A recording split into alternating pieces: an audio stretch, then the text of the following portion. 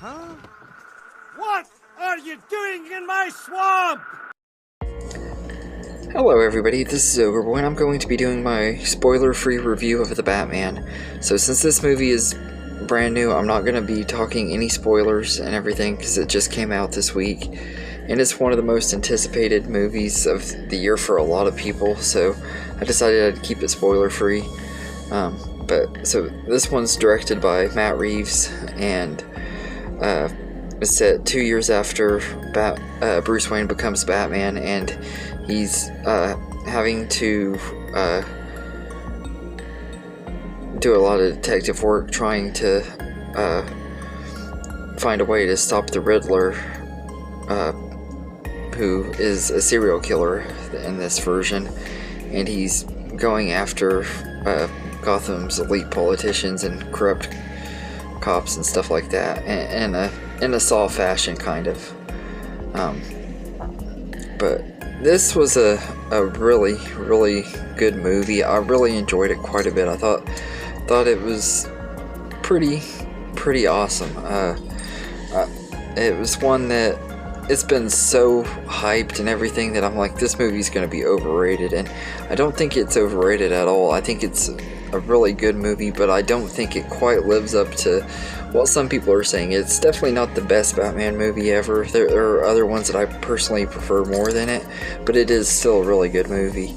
The cast in here are excellent. Robert Pattinson was really great as Batman. I figured he was going to be great. I've always really liked him, even in the Twilight movies. I know everyone gives him crap for those movies, and most people won't take him serious because of them. But I personally liked him in the Twilight movies, but I've liked him in everything I've seen him in, and I thought he was really great in this movie. He really does a really great job playing Batman, and he gets Bruce Wayne down pretty good too, even though we don't really see a lot of Bruce Wayne. This is mostly a Batman movie. But they did a lot of things in here that are different that I really liked, and stuff with like certain characters. I thought that was really cool. Like the Riddler is just totally different, and Paul Dano plays him in this one, and he's excellent as the Riddler. He really is. He really goes all out on being crazy and stuff. I love that, and everything. His crazy laugh, and he's just really over the top. And really does a good job. And he's really intimidating and all that too. And Paul Dano is a very underrated actor. I knew he was going to do amazing in the role, and he really did. And they put a little setup for him to team up maybe with a certain character in the future. And if they go that route, that's going to be awesome. And that's not really spoiling anything because it's already been discussed a lot on the internet, but I'm not saying who it is, so I'll just leave it at that. But I love Paul Dano as the Riddler. He was amazing. Zoe Kravitz as Catwoman was really great too. I think I prefer Michelle Pfeiffer and Anne Hathaway over her personally as Catwoman, but I think she was great in this movie. I loved her character arc and stuff. She's really good, and her chemistry with Robert Pattinson is really great. They make a really good couple in this movie.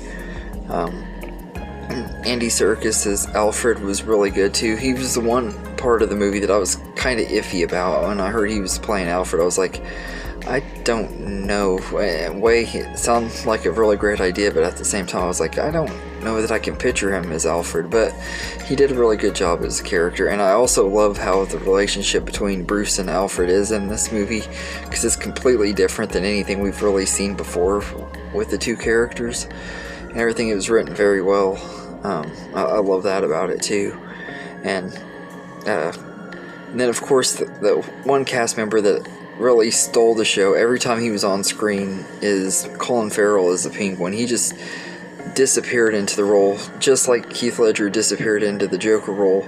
Colin Farrell disappeared into the Penguin, and he was absolutely amazing in here. And this is coming from somebody who's never really been a fan of Colin Farrell. I don't hate him or anything. I just am not really a huge fan of a lot of the stuff I've seen him in, but he was amazing in this movie. Like I said, there were times in the movie where I forgot that it was even him anyway. Like he just did such an excellent job playing the Penguin. He ranks up there with the other Penguin actors and stuff. He's great, and everything. I like how they made him different too. Like, he's a lot different than other versions. He's kind of got this little mob boss feel to him and everything, but he's just really great. And there's an awesome chase sequence that you see in the trailer that's even more awesome in the movie because it's a lot longer and stuff. But there's a lot of really great moments in this movie. I absolutely love the Batman. I think it's a very, very entertaining movie that it's not heavy on the action like other Batman movies and stuff. It focuses a lot on the detective side of the story. It kind of has that feel of like the movie Seven and stuff. It reminded me a lot of that, and it's been getting compared to that a lot, except it's definitely watered down compared to Seven because it's only PG-13, but it's still pretty good. It doesn't really push the R rating too hard, but it pushes it a little more than other movies that should have pushed the PG-13 rating if they were going to have them PG-13. I'm not going to mention the name of the one I'm referring to because I'm tired of talking about that movie, but yeah, this is a entertaining movie, and Michael Giacchino's score is absolutely amazing. I absolutely love the music in this. I think it's almost as good as Danny Elfman's work on the Tim Burton movies, because that was one of my favorite things about those movies is the themes and stuff, and I love the music in the Dark Knight trilogy too. So that's one thing that all three iterations of this character have gotten down really well is the music.